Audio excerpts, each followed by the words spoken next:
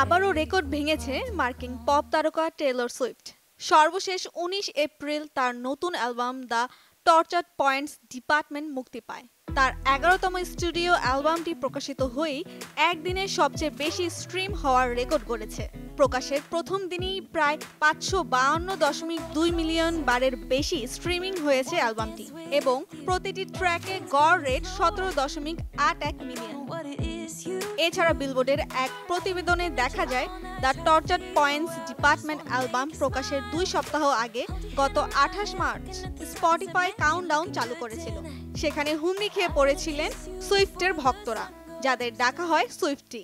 প্রকাশ পাওয়ার একদিনের ব্যবধানে অ্যালবামটি ইতিহাসের সর্বোচ্চ ৩০ কোটি বার শোনা হয়েছে স্পটিফাইয়ে।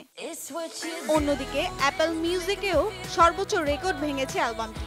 সেখানেও একদিনে সবচেয়ে বেশি শোনা যায় এটি, জানায় অ্যাপল মিউজিক। ২০০৬ সালে সঙ্গীত জগতে যাত্রা শুরু করেন তিনি। জনপ্রিয়তা পান ২০০৯ সালে লাভ স্টোরি গান দিয়ে।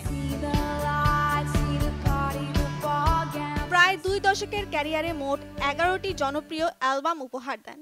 সে বিষয়টি উদযাপন করতেই সম্প্রতি ইরাস ট্যুর শুরু করেন। পৃথিবীর বিভিন্ন দেশে একের পর এক কনসার্ট করেছেন সুইফট।